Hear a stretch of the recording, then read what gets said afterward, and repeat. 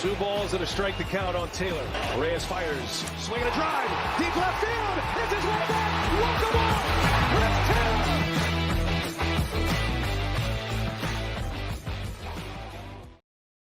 Hi, everyone, and welcome into another DodgerHeads live postgame show. My name is Matthew Moreno, and joining me is our managing editor, Blake Williams, who has got a great hat on that I know Blake will get a chance to share some details on for you guys, a little bit different than his bucket hat. And I know we're not your usual Tuesday night crew, but Jeff is covering the OKC team out in Reno.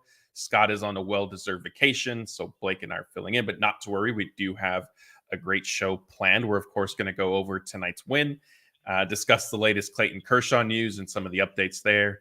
A big trade rumor that has surfaced that's certainly pretty timely with the Dodgers playing the White Sox right now. And, of course, we'll also have plenty of time to answer your questions at the end. But a quick reminder that if you do want us to get to a topic or answer a specific question live in the moment, then Super Chat is definitely the way to go if you're watching on YouTube. It certainly helps support, grow the channel and support it, and we appreciate that. Overall, we want to thank everybody who's joining us live on YouTube, Twitter, and Facebook. And as a reminder, if you are on YouTube, please do us a huge favor by hitting the like button on this video, subscribe to the channel, and ring the notification bell. And hey, if you're not on YouTube right now, maybe come check us out later, do all of that. And of course, we appreciate our podcast listeners. We're available in audio format as well, but then you would miss Blake's great hats. I'm going to have to start maybe matching you, Blake, figuring out what hats I should bring on here. Also, one final thing before we do get into tonight's show, I want to remind everybody about our partners at So Rare. Blake, I know you and Jeff are certainly very involved in this, and we are lucky enough to have partnered with them to give away 3 sets of Dodgers tickets. So 6 tickets total. 3 winners are going to get 2 each. All you have to do is follow us on Twitter at DodgerBlue1958 and So Rare MLB. Use the link in the description of this video and the notes of the podcast if you're listening. Sign up for a free account and set your lineup before the first game is played on Friday, because once that pitch is thrown, I'm sure it's an East Coast game, the window closes. Blake, real quick, what's been your favorite part about So Rare? Can I tell everybody about your Joey Gallo card? Yeah, you can. I did get the Joey Gallo card, but I also got Miguel Rojas when he was pretty cheap, and that one's paying off well so far. But I'm not sure if my favorite part's the collecting or a competing part of it. It's fun getting new cards every time when the series ends, and then you get your rewards and you find out who you get at that moment. You kind of wait the 4 or 5 days, whatever it is, until you get them, and then add them to your collection. You can trade them in if you don't like them and stuff like that. So that part of it's fun, but just setting your lineup and the fantasy baseball aspect of it's a ton of fun too. My team tends to annoy me a lot of times, and then sometimes it comes through really well. So it's kind of an up and down roller coaster, but that's how baseball goes. So matches it pretty well. Yeah, there we go. And again, like I said, it's free to sign up. The link is in the description of this video. We're also going to be sending out a tweet tomorrow to remind everybody. We'll have the link there. Easy to sign up, easy to participate. And hey, I know everybody has seen the bobbleheads coming up this season that are still remaining. Ohtani and Decoy, Teoscar Hernandez, Jason Hayward in the Dodgers City Connect uniform that I know Blake has come around on and loves himself a lot. Blake, before we get into tonight's show, let's talk about your hat that you have on. Yeah, so it's one from Foco. I saw some people guessing if it was a stadium giveaway one, pretty similar to that the Dodgers did on Father's Day. I didn't get to go to that one, so our friends over at Foco hooked me up with this one, and it's pretty nice. Had to get it on the show it off a little bit here. Not the usual type of hat I wear, but I think it's fun. I think it works. I mean, the comments have been pretty favorable to it so far, so maybe we'll have to bring it on from time to time. Yeah, you pulling it off well. And there is, hey, if you want to buy some hats from Foco, other merchandise, we do have a link in the description of this video as well. I see that we have our first super chat, so thank you for that. It's from Tim. It says RBIs in 9 straight games ties a franchise record. This is referring to Shohei Ohtani, who we are going to discuss tonight. But Blake, can you just give a little bit of background on this stat? Yeah, so he tied Roy Campanella's record from, I think it was 1955, of driving a run in 9 straight games. And I mean, that's just how incredible Ohtani's been this year, especially since moving into the leadoff spot. He's filled that well, and it's funny he's doing it now in the leadoff spot because like no one really thinks of the leadoff man as your RBI guy, but Ohtani's just doing it. And like you think this would have been something he did with Mookie Betts in front of him, or maybe they later move him and hit him behind Freddie Freeman and other guys. But yeah, I mean, Ohtani's just been incredible. You can't say enough good things about him. So, I mean, he is who he is. It's Ohtani, and we're pretty fortunate we get to see him on a daily basis. Yeah, he's sort of, I guess, literally taking matters into his own hands, because this streak, some of it stems from, and tonight was the case, also hitting a solo home, basically a leadoff home run now in games that he's filled in for Mookie Betts. But all right, let's begin by diving into tonight's 4-3 win. Wasn't pretty for Bobby Miller. He needed 60 pitches to get through just 2 innings. He came out of it with the Dodgers trailing 3-1. Blake, this was only Miller's second start since coming off the IL. Is there any level of concern sort of starting to bubble for you, or is a lot of this maybe just he needs to find a rhythm, because he was out for a long time, and even his rehab starts didn't particularly go well, which I know stats from rehab assignments are sort of, the Dodgers have always said we don't necessarily look at that too much. So and they focus more on, a pitcher getting his pitch count up and maybe executing pitches more so than maybe what the final stat line might be. But where are you landing right now with the current state of Bobby Miller? I'm not too worried yet. I think there's definitely a little worry building, but overall, I think it's more he just needs to find his stuff and get back into a rhythm. He wasn't finding the strike zone today, which is something just getting back on track and getting into the rhythm of things should help him out there. He left some poor pitches over the middle of the plate or missed way out of the zone quite a bit. So he just didn't look right today. I mean, it's now been 2 straight starts. He hasn't looked good since coming off the IL. And then before going on the IL, he had 2 poor starts after his really good start. So I think there is a little worry there. I definitely want to see him start making some progress soon, but I'm not ready to pull the plug and say Bobby Miller needs to be sent down. They rushed him. The sky is falling. They need to go get pitching. I mean, guys aren't always going to come back perfectly when they're right off coming off the IL, and I think that's just kind of what we're seeing with him. I'm pretty confident he'll figure it back out, but I do have a little more worry than where we were before. Yeah, we have another super chat, and this is still staying on the topic of Bobby Miller. David Garcia says, Miller was trying too hard from the start. Does this show some kind of lingering inexperience, or might he still be hurt? I don't think Miller is injured. The Dodgers, they have we've kind of joked, and it's not necessarily joking because it does tend to happen somehow repeatedly, that when it comes to injury updates from Dave Roberts, at least, information sometimes is maybe incorrect, might be the best way I could put it right now.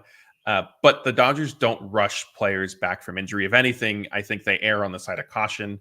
I think especially with somebody as young as Bobby Miller and who has sort of the upside and trajectory and career potential as he does, they'd be even more cautious. And like you said, he was out multiple months. And so I don't think this is a scenario. I don't really know how you could say that he was rushed back, or is, in this case, David saying, is he still hurt? I don't think that is the case.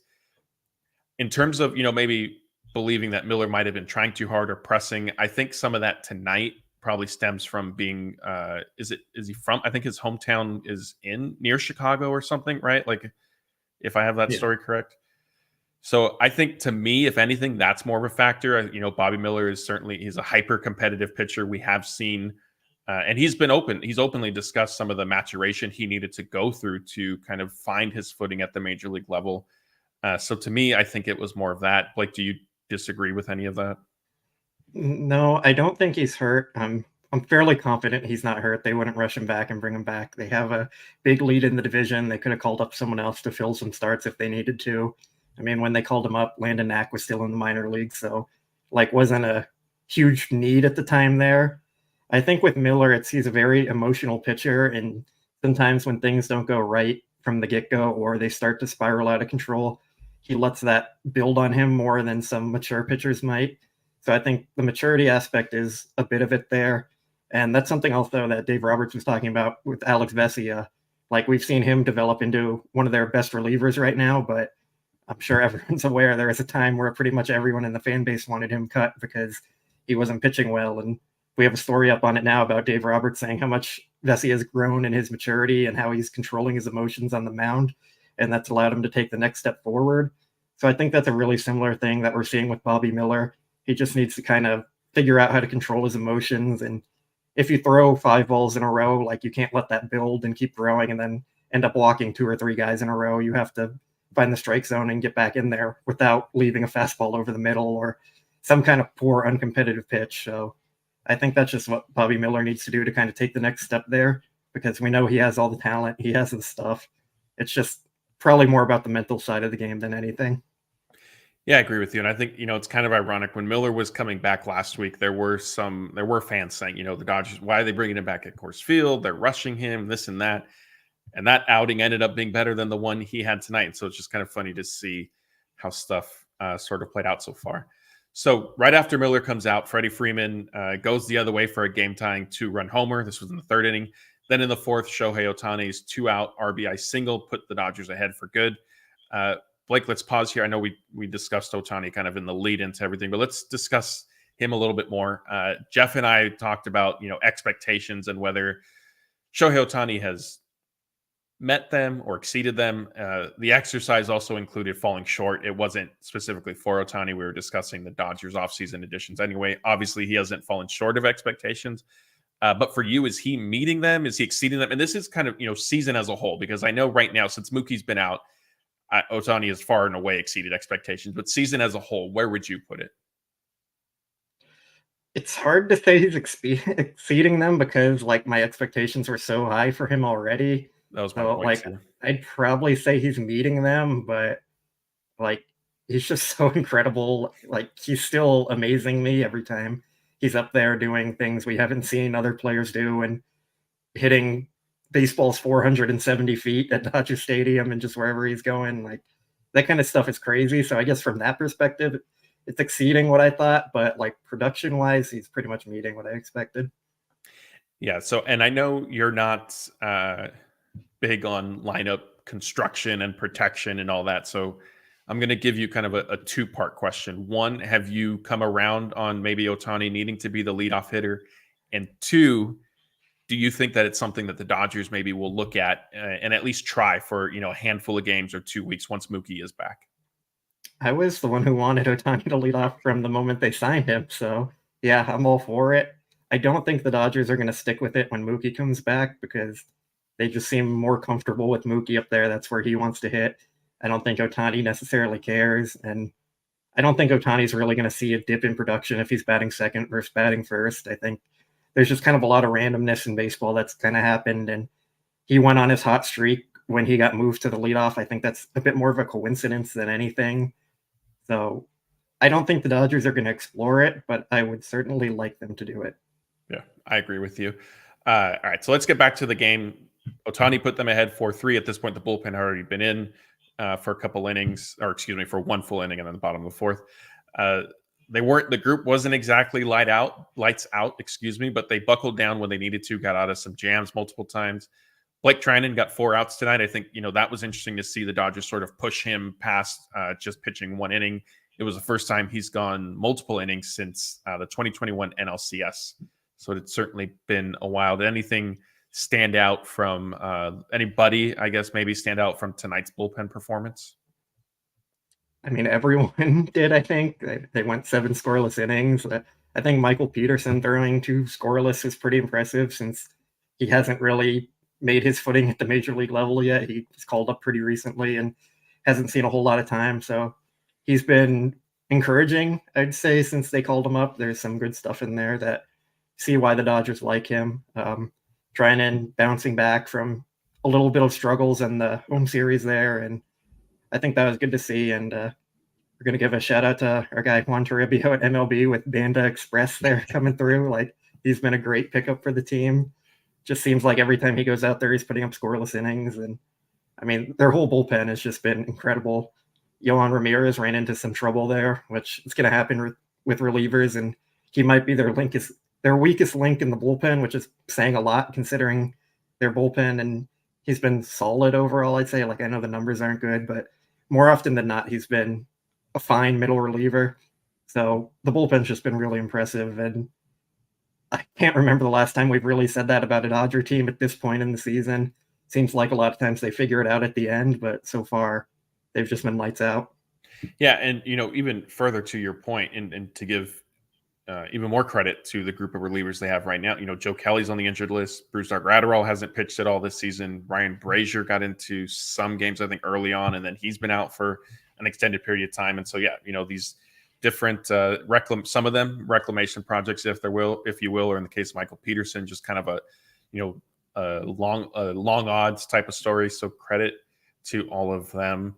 If there was one sort of another downside to tonight's game, Miguel Rojas went 0 for 3, but the Dodgers are still 23-0 in games he has at least one hit. So his undefeated streak still intact. He didn't get a hit, but the Dodgers won anyway, so it doesn't matter. What's funny is, this is something the players obviously have been asked about it now at this point. Dave Roberts has discussed Rojas' impact as a whole. And it's interesting, on the Sportsnet LA broadcast, Kirsten Watson, it was last week, I think, relayed that Miguel Rojas is aware of this record that the Dodgers have when he has a hit. And it looked like, was it last Tuesday or Wednesday in Colorado at Coors Field? Dodgers were down, 5-1 in the ninth inning? And Rojas got a hit. It was his first hit of the game. And Rojas said that he told Clayton McCullough either something to the effect of, like, we have to win this game now, or we're going to win this game now. My question to you is, why hasn't there been any MVP buzz for Miggy Rowe? I mean, I think Shohei Ohtani's getting all that MVP attention there. So, unfortunately for Miggy Rowe, he's not going to get much of that MVP look. He doesn't have the games played, but yeah, he's been incredible for the team. I'm not sure what the exact correlation is to him hitting and them winning, if there is anything. I know Dave Roberts has said, like, he brings an energy to the team, a bit of a spark plug type guy, and maybe there's some truth to that. Maybe it's because he's mainly hit at the bottom of the lineup, and that's been one of their bigger struggles this year. And when the top of the lineup produces and you get some production from the bottom, you're going to win a lot with this team. Maybe it's just complete randomness and a funny thing to look at, but I'm not really sure. But yeah, he's been great. I don't think anyone could have expected this from Miguel Rojas, what he's done this season, especially now stepping into a starting role for Mookie there. Like, you can't ask for much more from Miggy Rowe this year. Yeah. Do you think his production is maybe going to change the Dodgers calculus with how they approach the shortstop position at the trade deadline? Because I know, Brandon Gomes and Dave Roberts have both come out and said, like, there isn't Mookie's fractured hand, and I think it helps that he didn't suffer the injury out in the field. But basically, like, they're not writing off him playing returning as the shortstop this season. I think that is maybe still more likely than not. But if the Dodgers know they have Miguel Rojas, a better way of me framing this for you, I'm sorry, is, do you think maybe they look to address their roster in the outfield, or maybe, third base if Max Muncy's oblique continues to be a significant issue, instead of maybe shortstop, because they know that they could plug in Rojas there, let him play the position, and move Mookie back to second base if needed? I think they're still going to look for a shortstop, but it's probably not as pressing of a need. If, like, they're not going to go out and force a deal to get done and overpay for Paul DeJong or something. You can kind of be a little more cautious and hope the right deal comes up. And if, like with Rojas, with how well he's playing, you could still get a shortstop and he could fill in at third base for Muncy, or he could play second and you could move Mookie to the outfield. And they have a very versatile team, so I'm not sure it changes a whole lot of anything from their trade deadline plans or what they plan to do going into the postseason. It just gives them more options so they can look for the right deal, and you don't have to force something to get done just because you need a shortstop or you need a third baseman. Like, they have the options, and I think they're going to use that to their advantage. Yeah. We have a couple super chats. I apologize for that. Thank you for being patient with us. 300 GJW says, send like, maybe don't like, we cannot get the top four all hitting in sync. Will Smith is in a funk right now. Yeah, I mean, that's obviously, you love when 1 through 9 in a lineup is hitting well, and especially, 1 through 4, because those are typically your best players. But I think, Blake, if I might steal some of it's baseball, and you're never really the odds of getting everybody clicking at the same time aren't likely. Yeah, you might get all 4 of your top of your lineup hitting at the same time for like maybe a week out of the season, and if you're lucky, maybe 2 weeks. It's pretty rare to get everyone hitting at the same time, and that's why the more talent you have, like, you hope that some of the guys can pick up the other guys, and that's how you have to win in baseball. It's not a game where one guy can win it or two guys can win it for you every single night. It's a complete team effort. And yeah, I mean, it's never going to happen. You're never going to get all 9 guys hitting well at the same time, maybe for a game or something, but even that's pretty rare. So yeah, it's baseball, like you said.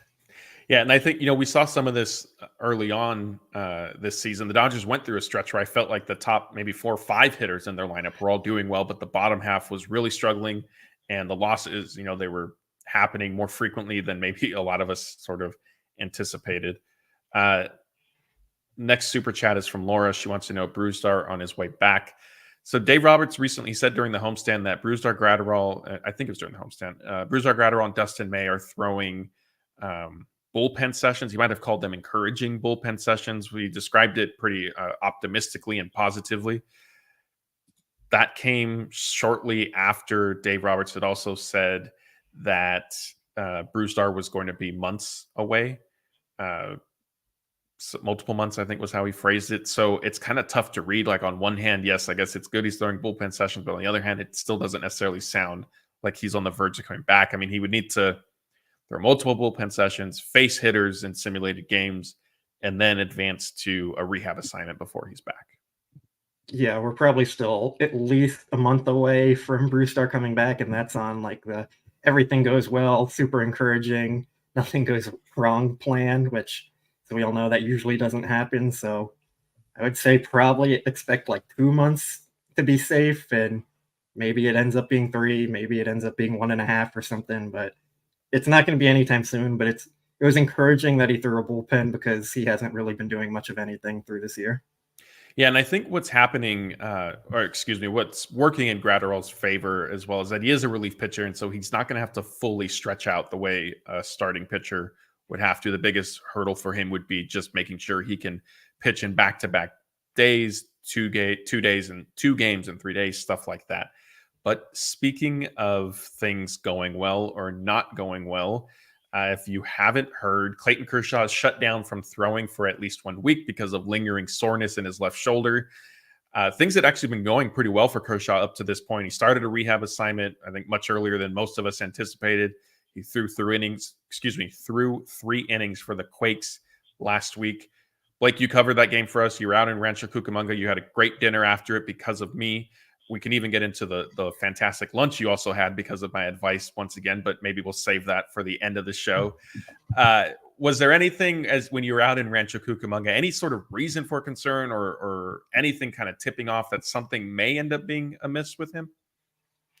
I didn't see anything or really noticed anything. It seemed like everything was normal. Kershaw said he felt good after his start, and I don't think he really would have lied about that. And then the next day, Dave Roberts said Kershaw came out of it well. And I know we always joke about not giving updates or anything, but I don't think that's the kind of thing where they would have lied. Like, I think Dave Roberts would have just said, like, there's a little soreness in there. We're going to shut him down for a day or a week or whatever and go from there. So seems like it's something that came up between then, which I've never dealt with a shoulder injury like that. I'm not an expert on it. I don't entirely know what's going on there, but shoulder injuries are always concerning and they're always tough to come back from, which when they signed him back in the off season, we talked about that a lot. Like, we weren't entirely sure he was going to pitch this year, and we're not saying he's not going to pitch this year right now, but it is going to be a tougher road ahead because things were progressing so well up to this point, and now he's back shut down for a week, and then he's going to have to rebuild back up a little bit. So it's a little concerning.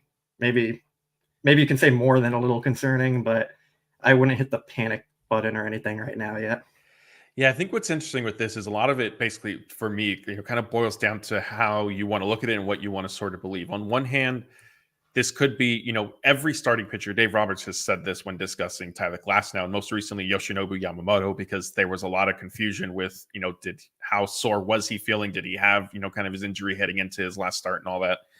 But Dave Roberts has said, and it is true, like, every pitcher, no matter who you are, the youngest pitcher, the oldest pitcher, like, it doesn't matter. You're going to be sore after making a start, even reliever after pitching in a game. Like, there is soreness the next day, maybe even 2 days after. And so if you want to look at it as, Kershaw is dealing with that, maybe it's lingered a little bit longer than normal, and so they want to be cautious. Great. The alternative and the other side of the coin, which makes this potentially concerning is, like you said, he is coming off significant left shoulder. Any shoulder surgery is pretty significant for a pitcher, but left shoulder surgery. You tack on how old he is. He's closer, certainly, to the end of his career than the beginning, how many innings he's already thrown in his career. And so, if you look at it that way, it's like, well, wait a minute, is he going to end up being back? I think for me, ultimately, what'll be most telling is maybe within the next 10 days or so. If Kershaw does start playing catch again, if he does throw a bullpen session and gets through that, okay, then I'll feel like, okay, things are still back on track. He'll be with the team for August type thing. And that, I think that is one silver lining here too, is there isn't necessarily a need to really rush him. Yeah, I mean, I think that's fair. You just need to get him back before September so he can start building up and pitching in games and get back into major league outings and build up for the postseason, see if he's actually going to be on the postseason roster. So they don't have to rush him, and they're in a good spot there. They have a lot of pitching depth, and we've seen them manage injuries throughout the year. It is a little tough that they're dealing with multiple injuries at the same point, and Kershaw had the setback. I think we would have been more optimistic and hoping he could come back and help replace Yamamoto and help replace Buehler, but that seems to be more out of the picture. So maybe that pushes starting pitching into the trade deadline plans a little bit more, but I think even there, they'd still be looking at top of the rotation rather than innings eaters, because you have Landon Knack, you have James Paxton. You don't really need to go get those kind of guys. So you just kind of have to hope he can come back around September to make some starts before the postseason and then go from there. Yeah, and the domino effect is a great point. I do, the immediate future, Landon Knack is sort of permanent in the rotation now moving forward. At least I think for the foreseeable future was how Dave Roberts described it. We have another super chat kind of related to this, 300GJW, another one. Thank you for these tonight. It says, don't trust our pitching health. Crochet and any hitter are on my wish list. If Lux is going away in the trade, all the better. LOL. So yes, trade Gavin Lux is a very popular stance, which is always kind of interesting because, fans want to trade him because they don't necessarily think he's any good, but then you're trying to if you don't want a player who you don't think is any good, what do you think other teams are going to think of said player? So that's always an interesting balance that I enjoy sort of watching. We're going to get into Crochet and any hitter, if you will, in our next segment. So Blake, maybe save your full thoughts for that, but you sort of hinted at it. You think maybe the Dodgers, because of the number of injuries that have taken place, and I think at least for me, I'll put it this way: the severity of Yamamoto's injury. Do the Dodgers, if they do they need a trade for a starting pitcher, and does it need to be somebody like you said, kind of more in the elite tier as opposed to just finding some depth? At this point, I'm still going to say no. I think they're going to give it another month or so and see how Yamamoto progresses, what changes Buehler makes, how Kershaw does in a month, how Bobby Miller rebounds, how Glasnow is going. They have a lot of options there, so it's not something where you necessarily have to go force a trade. They have some time to wait and see how it progresses. And then to the other point, any hitter includes Javi Baez, Austin Hedges, those kind of guys. So are we still good with any hitter, or we want to throw some names up there? Yeah, let's stick to some names. And if you were online today, you saw that The Athletic reported the Dodgers have interest in Luis Robert Jr. and Garrett Crochet, both, of course, of the White Sox. The White Sox are expected, I think, to at least entertain the possibility of being sellers at the trade deadline. They're always kind of an interesting team of they should probably blow it up, but they don't fully blow it up, and they end up kind of being stuck. This year, their record sort of speaks for itself. But Blake, let's look at this kind of player by player. We'll start with Luis Robert Jr. He's kind of an interesting situation because he played basically the first week of the season before going then on the injured list with a right hip flexor strain. He also has had some injury concerns in the past. The hip strain kept him out for multiple months. He wasn't back from the IL until the beginning of June. So he, like I said, missed about 2 months.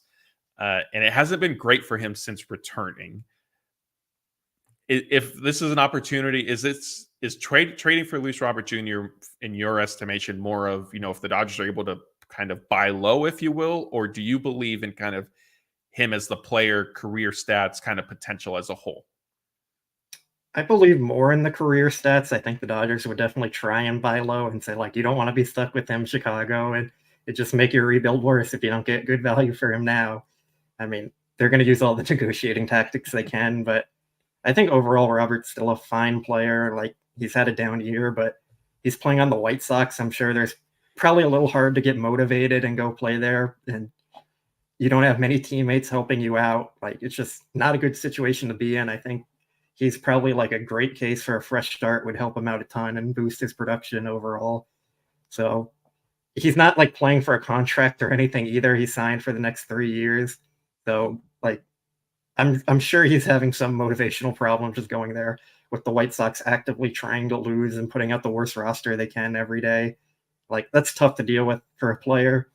So I'm not too concerned about it. And I think he would still be a really intriguing piece to add to the outfield, especially considering looking ahead, the Dodgers don't really have many quality options signed in their outfield long-term. So he could plug in for the next few years while also filling a need now. I think it just makes a lot of sense. Do you think so? I've shared, I think, I'm sure we've probably texted about it at some point in our group chat. And I know I shared this thought with Jeff when I was on with him Sunday night. I'm of the mind that I think the Dodgers will ultimately address their lineup by getting a proverbial, like, bigger bat in the outfield. I think, Luis Robert has struggled this season, but I think something like that is more likely than maybe trying to get a Bo Bichette. I just don't know if the Dodgers will necessarily do that type thing. Do you think because of, like you just touched on there, the lack of options right now, set options in the outfield, might push the Dodgers more towards Luis Robert Jr.? Or would you like to see them maybe take a chance on somebody like Tommy Pham, who I know you've tweeted about? And I don't, it'll be interesting to see how popular of it or unpopular of a name Pham is in the chat. I mean, I think Pham, like, he's a really solid, productive player. I think he'd bring a bit of a spark to the team that they don't have. I know a lot of people bring up his personality and all that, but my counterpoint to that is the Diamondbacks didn't care about his personality when they were going to the World Series, and Pham was producing out there every single day and one of their best hitters. So I think Pham is a great piece that you could probably add for pretty cheap to kind of solidify your group there. I would like to see them add a big bat, but like, that's not something Friedman's going to do unless the price lines up to something they think is fair. And it's really shaping up to be a seller's market here. There's maybe like 3 or 4 teams right now who we think are selling, and pretty much everyone else is probably a buyer or at least not selling. So like, that's going to bring up the cost on everyone, including the big name guys, to even higher costs. So I'm just not sure if Friedman's going to be willing to do that. But I do think it would be interesting if you got like a Bichette and a Tommy Pham instead of Pham and Robert or something. I think that's still a possibility. And honestly, Bichette might even be cheaper because he has less years of control than Robert, and they're both kind of having down years. So maybe that is something you could work out there, and maybe pass on Pham and get an outfielder from the Blue Jays that they have. I'm not sure who they have on the top of my head there, but I mean, there's some options there that you could kind of mix it around and make work. Are you saying you want the Dodgers to trade for George Springer from the Blue Jays? I mean, he's been, I think, one of the worst hitters in baseball this year. So maybe a little salary dump, like Dodgers eat that contract, take Bichette, and then release Springer.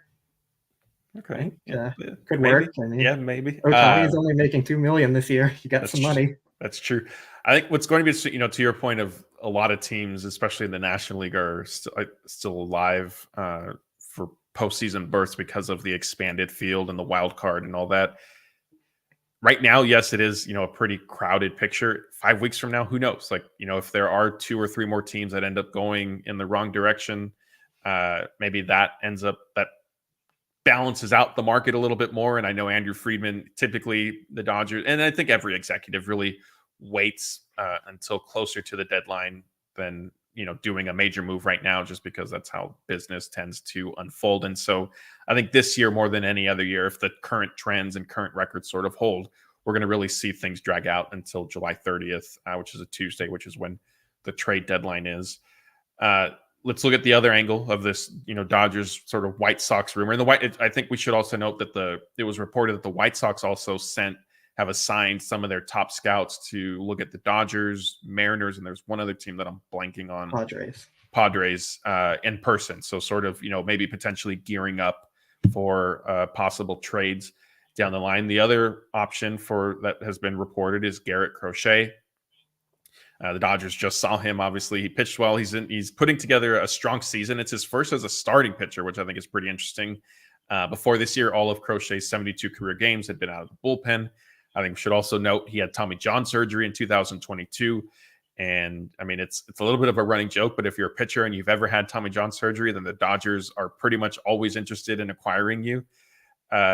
Blake, so with Crochet, new role, kind of a late bloomer in his career, if you will. Is this season kind of fool's gold, or maybe the start of a nice trajectory for him? I think this is closer to what he actually is. When he was drafted, he was a top pitching prospect in the league, and they called him up at a pretty young age and just stuck him in their bullpen because they thought he would benefit from pitching in the major leagues more than pitching in the minor leagues. And now he came back from his injury and they put him back into a starting role, which is kind of where he's always been suited for. And he's really thriving. I think he added a cutter this year, if I'm not mistaken, or he added some kind of new pitch. Someone can double check me on which one it was. And it's benefited him a lot. So I do think this is closer to who he is. Whether he's going to keep up this elite, one of the best pitcher in baseball levels, you can question that just because it's so hard to actually pitch at this level and stay this good for that long. Of course, he has the innings limit. That's going to be somewhat of a concern for any team that's trading for him. But Crochet is an elite talent, and any team would love to have him in their mix. Yeah, so before we finish this topic, I do want to say Blake and I are going to answer questions here shortly. So just a reminder, we want to make sure we have enough time for everybody. So just start it with question in all caps. It makes it a little bit easier for us to kind of pick out as we're scrolling through. Let's put some finishing touches on this Dodgers and White Sox rumor. On one hand, for me, I know the Dodgers tend, especially under Andrew Friedman, he likes to use the phrase, and even Brandon Gomes, of being opportunistic. Excuse me, I don't know why I couldn't get that out. With whether that's trades or signings. And so on one hand, I do feel, maybe something like this of potentially getting a starting pitcher with a high ceiling. Did I describe that correctly? Is that what the computer nerds say? High ceiling, yeah. I think you can go with that one. All elite stuff. There we go. Elite Good stuff. Spin rate. It makes sense, but also it surprises me a little bit. But then back to our conversation earlier tonight of being somewhat concerned about the outlook of their starting pitching, because I do feel like, and it is a big if, and I have often pointed out that the if is a significant one. Like if they get healthy, Yamamoto and Glasnow, like, do you necessarily need like a top end ace to sort of put behind them? I don't necessarily think so. But if Yamamoto doesn't come back, or if he's not anywhere near the level that he was, certainly the starting rotation looks a lot more shaky for October. Yeah, I think the benefit of adding him, even if they do bring back, if Yamamoto comes back and Glasnow's healthy, like adding a third elite starter to that mix is like kind of crazy to think about. You run out 3 aces out there in a postseason series, and that's going to be really tough to beat. And the Dodgers also have a ton of pitching prospects that not all of them are going to be able to make the team and make the roster. So at some point, you're going to have to move some of these players before they maybe fizzle out, or lose trade value. So I think there is a route the Dodgers could take where they say, let's build on the strength that we already have and make our pitching staff that much better, especially if prices for other players are out of control or something they don't really feel comfortable meeting, or maybe they want to go the cheaper route and get like a Mark Canha to help their outfield and then add an elite starting pitcher to the mix just to give you more depth there. It kind of protects you if someone does get hurt. And if someone doesn't get hurt, you just have another elite option for your pitching staff. So I wouldn't totally rule it out if Yamamoto is coming back and Glasnow's still healthy and Miller figures it out. But it wouldn't be like a pressing need where they need to go make a deal.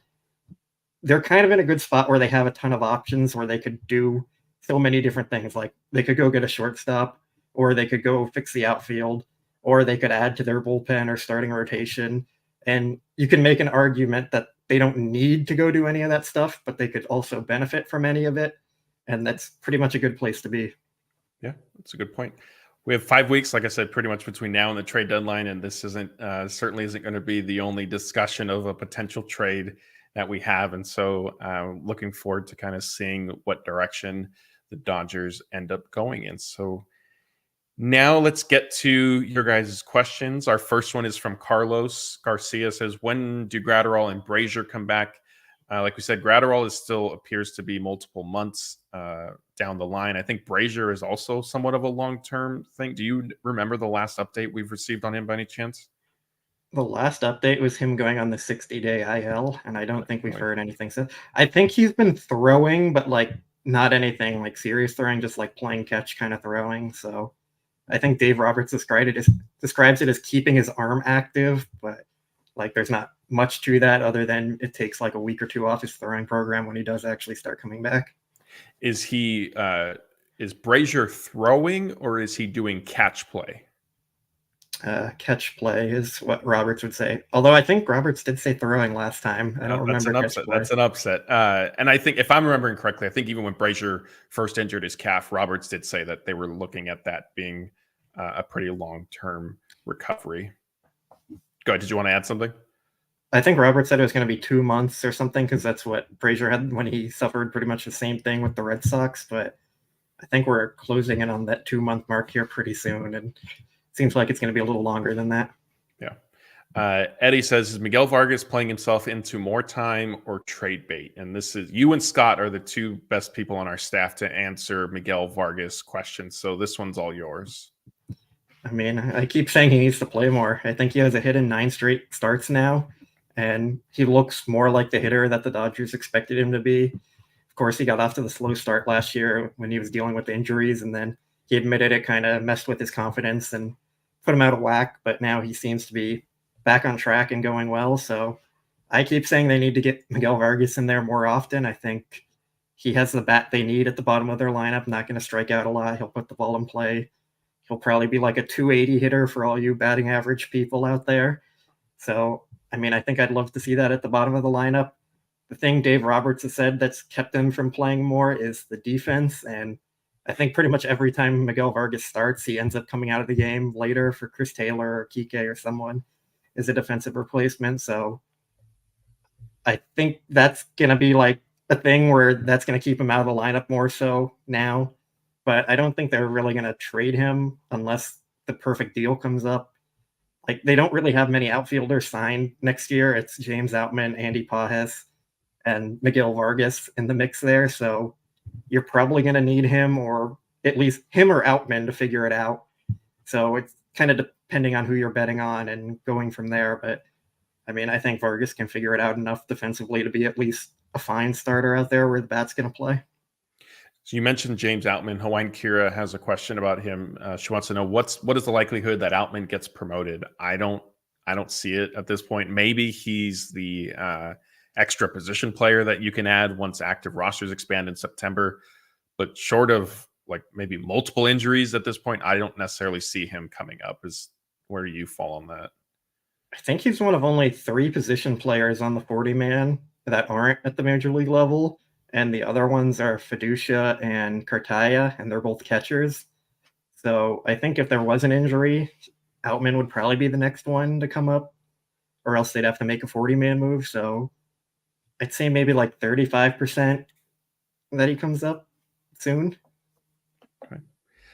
Jonathan says, any chance Chris Taylor goes in a, quote, change of scenery trade for someone like DJ LeMahieu or Andrew Benintendi, I didn't realize until I had forgotten until they brought it up on the broadcast tonight that I think he signed, is it the richest contract in White Sox franchise history? Yeah, I think it was like 5 years, $70 million or something, if I remember right. So be grateful you're not a White Sox fan and bragging about that contract. Since signing it, Benintendi has been one of the worst hitters in baseball, and I think this year he's been the worst hitter in the American League. So no chance the Dodgers are trading for him. None. He had a good game today, but that's pretty rare.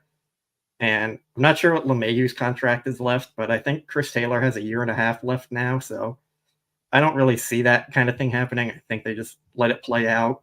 Taylor's been better recently, and who knows if that'll stick. But the Dodgers value his ability to play any position. If you trade for either one of LeMahieu or Benintendi, you're not getting a huge offensive upgrade. Plus, you're losing defensive versatility. Like, LeMahieu's only an infielder. Benintendi's only an outfielder. Chris Taylor can play anywhere. So, to me, those kind of things just don't make sense there. But, I mean, maybe if there's some kind of deal out there, they would explore it. I just don't really see anything happening that makes sense like that.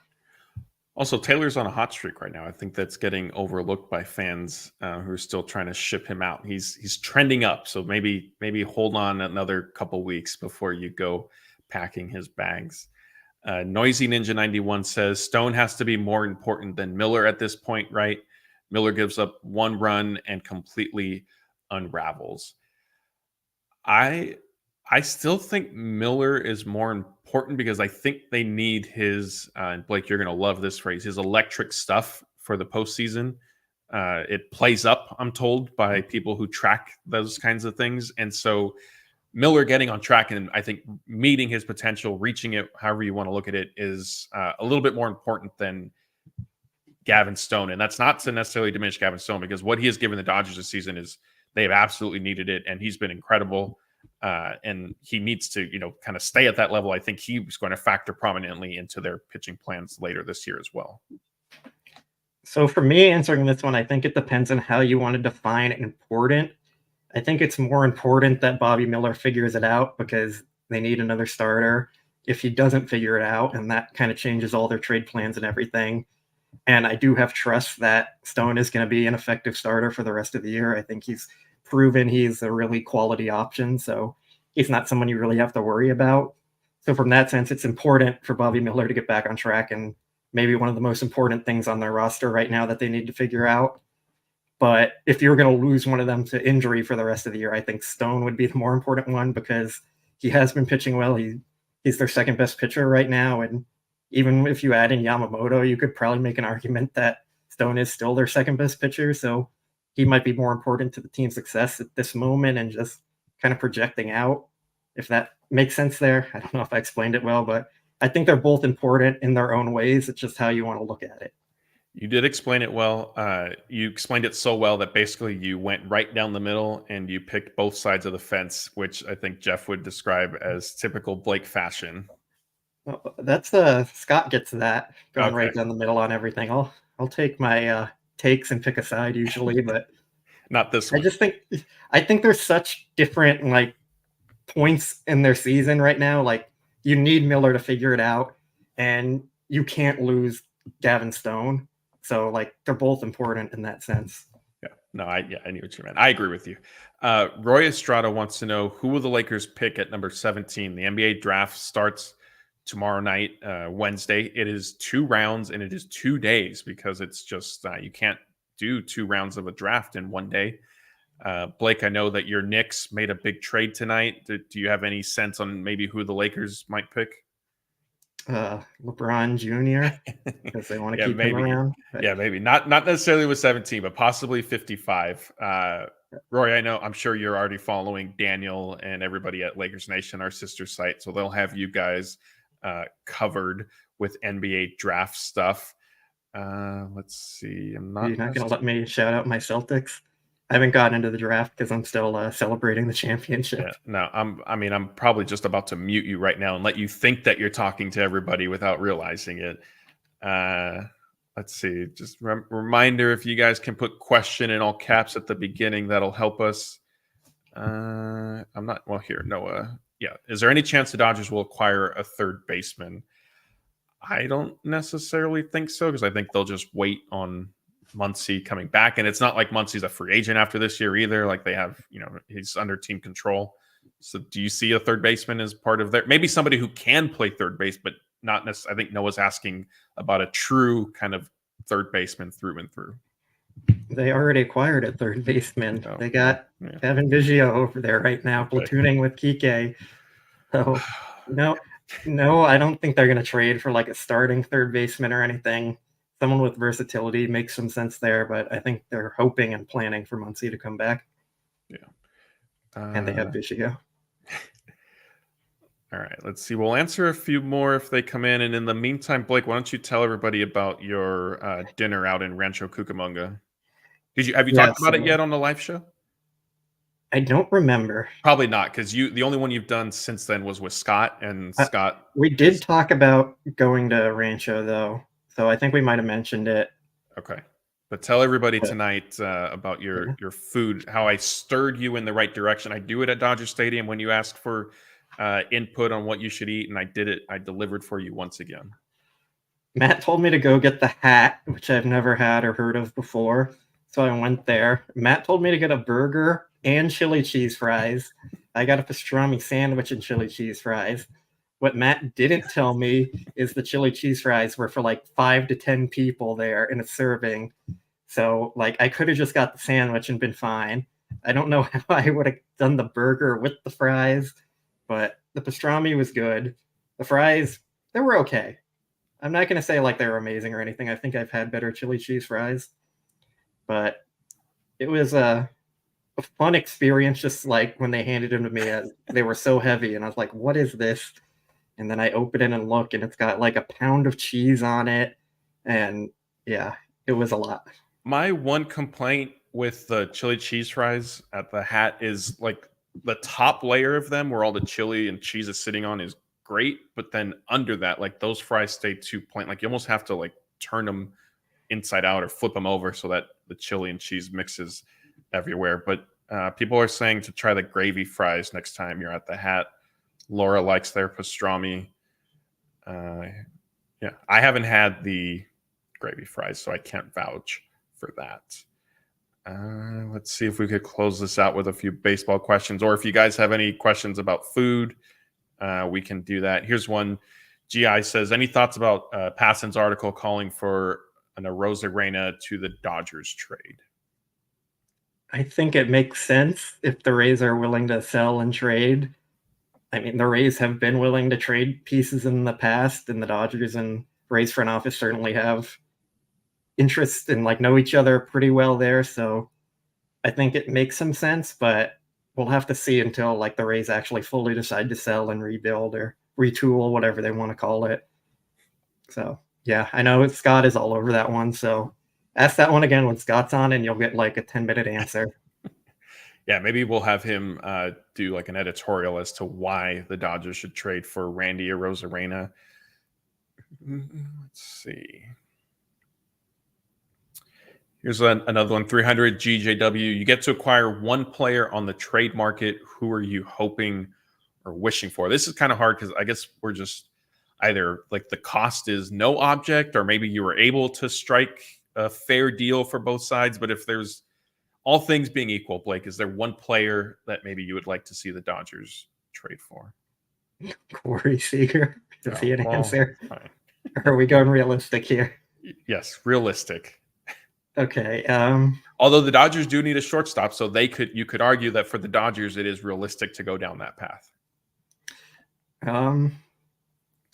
I know this is probably getting more into the realm of unrealistic, but Ha-Seong Kim would be fun. I know, like the Padres aren't going to trade in division, but maybe they somewhat sell or move on. Like it's not happening, but that's just a name that comes to my head for like a shortstop option for the Dodgers in the future. If we want like a more realistic option, it's probably Bo Bichette. I think he's the only actual real upgrade that's available. I don't think Willie Adames is getting moved. The Brewers are winning, and they value him a lot, so it's not going to be like a hater situation there. So Bo Bichette's kind of the hope right now, and go from there. I mean, I'm kind of okay with any of the top names on the market, though. Like, if it's Luis Robert, great. If it's Garrett Crochet, also great. So they have options. They're not like stuck into a spot where they absolutely need one position. Yeah. Here's and the name fits well because we were just discussing food. It says, can I take your order? Wants to know what's the timeline on Dustin May's return. If you missed it earlier, we did mention Dave Roberts said Dustin May and Brusdar Graterol are throwing bullpen sessions. He's been encouraged by them so far. With May, I still think it's sort of interesting. They haven't necessarily decided on a role for him, at least publicly. I find it hard to believe that he would be brought back as a starter. I just don't know if there's necessarily enough time for that right now. The flip side is they do have a pretty crowded bullpen, although somebody like Dustin May, if he is pitching anywhere near the level that he's capable of when he was healthy before his surgery, you certainly make room for him in your bullpen. All of that being said, I wouldn't expect him back. I mean, like middle of August, I think is the earliest. And that's just looking at the standpoint of he hasn't even started any sort of facing batters in simulated games and then a rehab assignment, all that stuff. And that process, especially if he's going to be a starter, takes anywhere from 4 to 6 weeks to be completed if, best case scenario. And that's assuming that things continue to go well. Sometimes you run into situations where a pitcher will have to exert himself a little bit more with facing hitters, and then there's soreness and stuff like that. But so yeah, I mean, I think middle of August is like best case scenario to me. Oh, there's another name in the chat for a potential trade option. Cody Bellinger. Cubs aren't doing well. Bring back Belly. I think you would be on board with that. I know Scott's also kind of on that one. So yeah, that works for me. Alleluia one says, do you think Taylor's 2-year slump makes them, as in the Dodgers, hesitant to extend Teoscar unless he takes a Muncy type deal if he wants to stay? And Jeff and I actually discussed this on Sunday, and for Teoscar to me is in an interesting position because on one hand, he's putting together a very strong season that he could get to the open market and sort of use it as leverage with interested teams. In theory, the Dodgers probably would extend him a qualifying offer, and that historically has impacted a player's value, or at least the amount of interest they then generate as a free agent.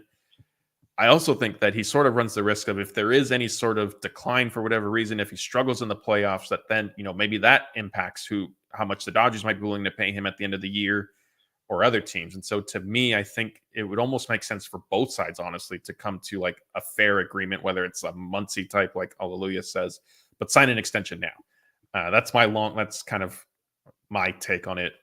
Blake, where are you? They're definitely going to extend him the qualifying offer, and I think that's going to limit his market a lot. I think there's a world where he just takes the qualifying offer just because he wants to stay around. And I think there is a world where the Dodgers kind of work out an extension with him, maybe for 2 or 3 years. I don't think the Chris Taylor deal is going to affect their thinking at all or impact that. They're different players, different situations. Contracts always have risk to them when you're signing them. So I don't think that's going to make them hesitant at all. I mean, they're paying Ohtani, Freeman, and Betts into their late 30s, and I think even 40 for some of them. So it's not really something that's going to impact them there. And I do think Teoscar sticks around for the foreseeable future. Yeah, I agree.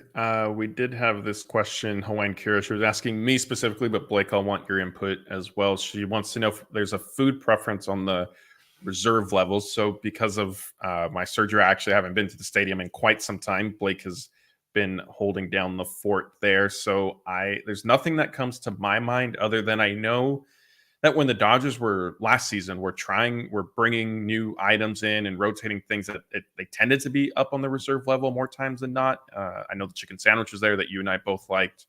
Is there anything up there recently that maybe you've seen? Not that I can recall. I feel like all the new stuff's been in the outfield or the field level this year. I mean, we have to start by saying Dodger Stadium food isn't good anywhere. They're lacking all around. So I don't really have any strong preferences for food. The only few things I like there are the carne asada potato, which Matt recommended. I like the fried peanut butter and jelly. And I did like that chicken sandwich they had last year that they got rid of, which I am not happy with them. So, yeah, I mean, you don't have many good food options when you go there. Yeah, it's unfortunate. Let's see. I'm not necessarily seeing anymore. I did see somebody comment earlier saying just go to Tommy's for chili cheese fries. I do agree. Blake and Blake, again, I gave you more, not food advice, but I said follow my lead. We went to the original Tommy's out in LA, not far from Dodger Stadium, which I recommend if you're in the area of definitely doing that. Go ahead. Bring up King Taco.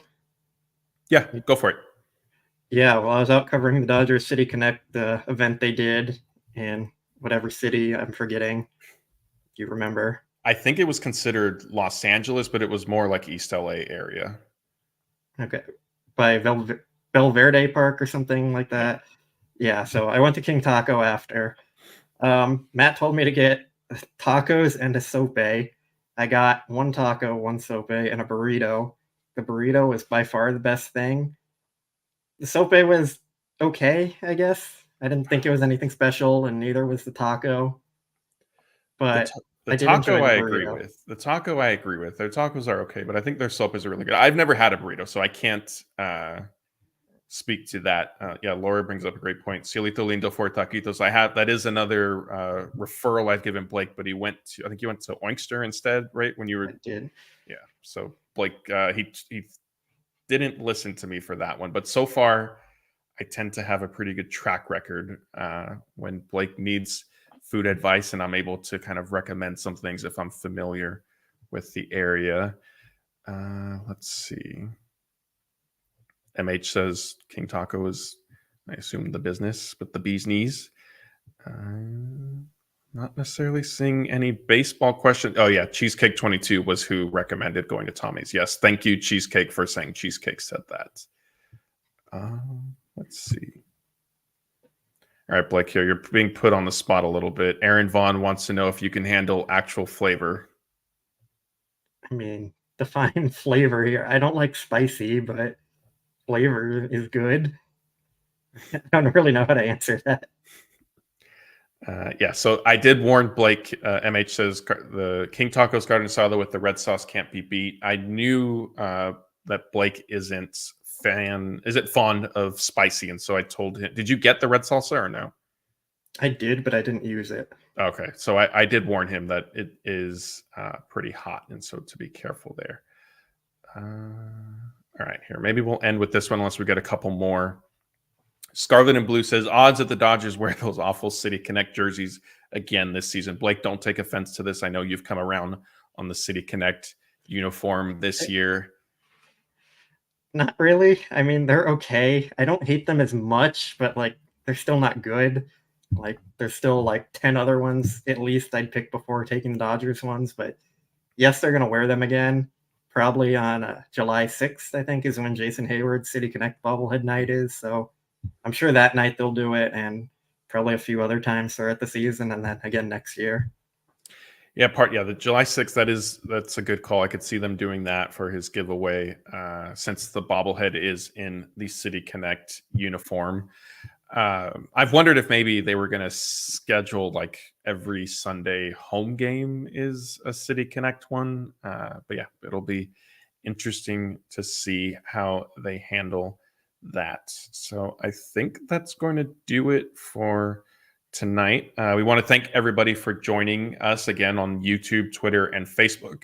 If you are or are not on YouTube, we please ask that you come to our channel, subscribe, ring the notification bell, all that good stuff. Definitely follow us on social media at DodgerBlue1958. We have plenty of content for you guys coming out this week. Jeff, as I mentioned at the beginning of the show, is out in Reno covering the OKC series there. They play minor leagues the way they go. They play 6 games against one team at a time. Jeff did speak to Diego Cartaya, who just joined Oklahoma City today. That interview is up on our YouTube channel. So once you're done watching this one, definitely head over and watch that. Cartaya discussed getting to join OKC for the first time in his career and kind of just his overall development, what he's looking to improve on. Yeah, I guess that's probably it. We'll be back. I'll be back on, I believe, with Anthony on Friday. If there's any sort of breaking news that comes up throughout the week, Blake and I or Daniel, if it's during the day and Jeff's not at the stadium, he might be able to chip in. We'll have our daily videos up for you guys as well. Like I said, also make sure you're following us on Twitter to catch the So Rare ad, the link that you need to sign up and be entered into the promotion to potentially win Dodgers tickets. That's going to do it for tonight. That's Blake. I'm Matthew. Thanks again, everybody.